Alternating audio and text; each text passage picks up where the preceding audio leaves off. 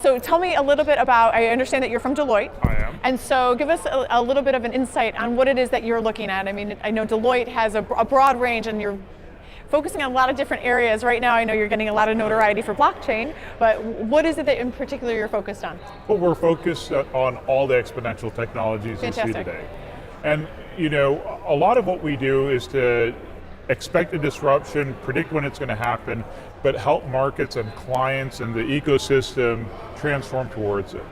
And so, for example, artificial intelligence, you're hearing all these discussions on AI and cognitive computing and machine learning and the hope that it brings. What it does disrupt is what people do. Right. What are their jobs? What are they going to do? How do they prepare for it? So whenever there's a revolution or a change in technology that disrupts society, people have to get acclimated to the new jobs they're going to perform or they get left behind. And as a firm, we're really, really excited about the opportunity to move people to those, the workforce of the future, jobs of the future, train them so that they can do the jobs of the 21st century. That's interesting because we are hearing a lot of that, and I almost feel like more this year than any other year because things are really starting, some of these exponential technologies are really starting to take hold. So we're seeing a lot of AI integration, whereas before it was a lot of maybe AI exploration. That's right. And so people are, hearing, oh my God, are we going to displace the radiologist? Oh my God, are we going to displace the doctor? And what happens if, and there is a little bit, there is a concern, let's say, but it could definitely be a growing concern in I guess preparing the workforce to either integrate these technologies in will definitely help them take hold faster, but also preparing them for what their jobs will look like in the future or from an education standpoint, definitely a priority. So how are you guys doing that? Like, how do you tackle that? Because healthcare is a huge industry. There's lots of different people who live along the healthcare continuum, delivering care, processing payment for care, innovating around care, providing devices. So how are you attacking this? Well, there was once upon a time we used to get around on horses. And there were a lot of blacksmiths and folks that took care of horses, and there was a huge industry around that, right? Yep. And people were really scared of cars because they were really worried about their jobs. Lo and behold, we had the automotive revolution, and people started becoming mechanics, and they started figuring out how to create roads and highway safety, et cetera. It created an entire marketplace. So part of it is predicting what will happen in society, and then going with a lot of our clients to helping them prepare what they do vis-a-vis this new world, and helping a lot of people training up to that new environment. It's not an unusual thing for societies to have as much change as we've seen in the past. What's unusual today is the convergence of the exponential growth cycles of so many technologies. And that's why so many of our clients are reaching out to us and saying, how do we prepare? How do we prepare workers? How do we figure out what our role is going to be in this new future? Well, talk a little bit about that. So how do they? What do they do? What are you advising them? Well, a good prognosticator isn't about, seeing the unknown and making it real. And, one of my colleagues says, never confuse a clear sight for a short distance. So sometimes things that we think are eminently going to happen might take some time. Right. So one of the things is to figuring out when it might happen. Mm-hmm. And it's not often by looking at yesterday's progress, it's by looking things on an exponential curve. So that's one of the things we do, is that we plot the technologies out. Then we look at the challenges for adoption. What are the challenges? Then we look at what are the opportunities. And that's where the discussion gets really exciting. Right. So an average company that's saying, well, wait a second, we'd like to get our nurses more time back with their patients or more face time for physicians, there are real opportunities to do that if they don't have to do menial tasks anymore, right? Right. So part one is to really get people on a journey so that the tasks that they no longer want to do or that they want to save time from, they're really offsetting it, if you will, to the machines. Okay. Then those things that they want as enhanced tasks become prevalent, and then in certain cases there are certain things that they need, that they love, and they're going to need to figure out how to do other things. Like, if you really loved hammering horseshoes on a horse, you might have to find another way of using that machining capability in another area. So we walk clients through that journey, and lo and behold, the immense opportunity is in front of us, and the bridges to abundance become very clear. And I know that term's used a lot, But literally plotting out bridges to abundance is part of the path of us helping clients understand where they should be on the journey. How do you feel this is impacting these organizations' ability to integrate technology? Like, I mean, so if you're creating these pathways, I guess, for moving forward with the people. That's right. How is this also helping them move forward with the integration of technology? Well, I'll give you an example. I was on stage today talking about the regulator of the future. And I think a lot of companies had the misconception that our regulators were behind the curve. And in fact, they're very forward thinking and asking us, hey, help the regulators and society create a paradigm that makes sense in a digital world. So part of this is an opportunity for us to engage and become more proactive. Most companies do have challenges with change, and that's frankly why we get called a lot. Well, sure. Right? And there's a lot of change happening simultaneously, all of a sudden at once. Plotting a course in advance, preparing yourself for not only competitors, but things that might completely change the game is really crucial.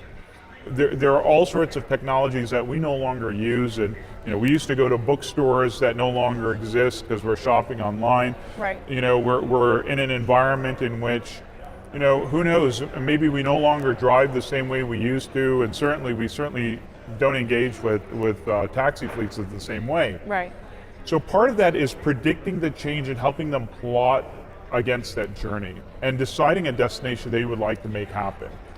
Is it specifically from a people standpoint that you're doing No, this, or are you also looking at processes? We're looking at people, process, technology. The holistic view of the organization in terms of everything the organization does might get completely disrupted. Right. And the entire way a digital software product might get evaluated may be very different from the way a drug might get evaluated, right?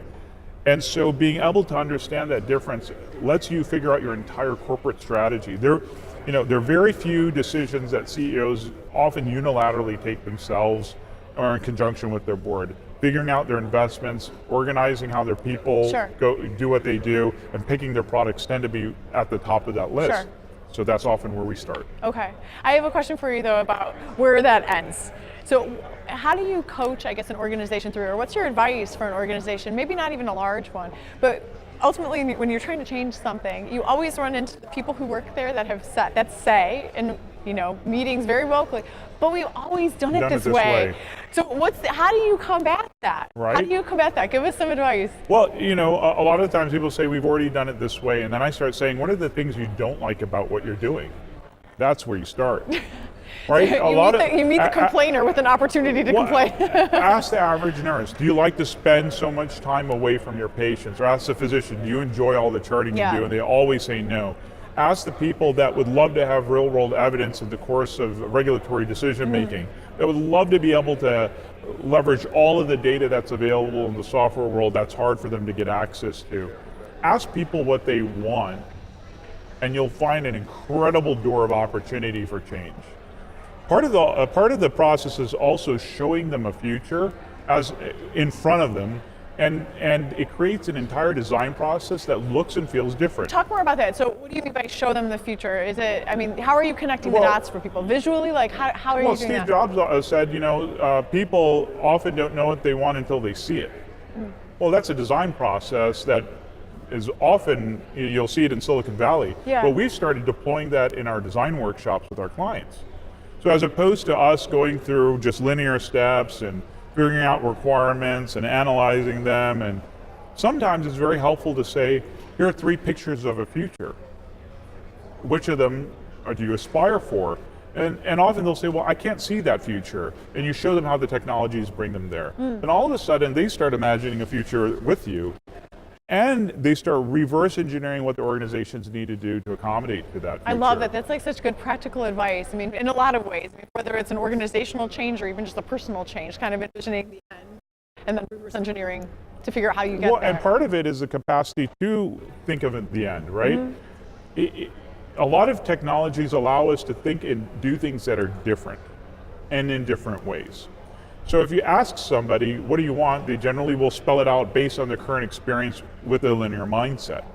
Part of what we have to do is to take people and take, like I said, a lesson out of the Silicon Valley sort of world of product design, where we show them a future. You do design by a lot of prototyping straight up front, and you say, well, look, this is very plausible and possible. Sure. Take a smart step along the journey, and then you have a lot of believers along with you. Fantastic. So last question for you here. I'm just curious to know, I mean, you're obviously working with some really big organizations, and you always hear the analogy, oh, change in healthcare is like turning a cruise ship. You've got to go very slowly. Are you surprised at all with how, are you encountering agility in these organizations? And if so, are you surprised at that, or are people ready for change? Yeah. Because I feel like we've been talking about the transformation of healthcare for the last 3 years, and it's like, are we there yet? We'll so are people never ready? Get there. We'll never get there, and that's a good thing. And a lot of the problem with people that say, oh my God, healthcare is so difficult, is that they don't understand the underlying premise of why. Healthcare is fundamentally a knowledge profession, and it takes a highly skilled individual often to perform the tasks, and that takes a long time. Right. And it creates an environment where we don't like mistakes, right? So those factors create a highly skilled environment where people like to be predictable, right? Right. Well, using those same principles and accelerating them, you can create a future that moves healthcare into a place which is safer, more predictable, et cetera, et cetera. Right. And I think by being intellectually honest with where we're at, you'll see a lot of, I mean, look at exponential medicine this year and the participants. Right. They're big players, they're hackers, they're small startups, they're venture capitalists or bankers, all in this particular audience. That to me is a signal that the market's starting to move with these exponential trends. I would say just like we think about an exponential technology, yesterday's experience is not tomorrow's promise. Right. We should do the same thing with healthcare. And just look at the natural trends of what's going to happen, what's likely to happen, how the organizations will naturally adjust to it, what are their natural incentives, and we'll see a changed healthcare system.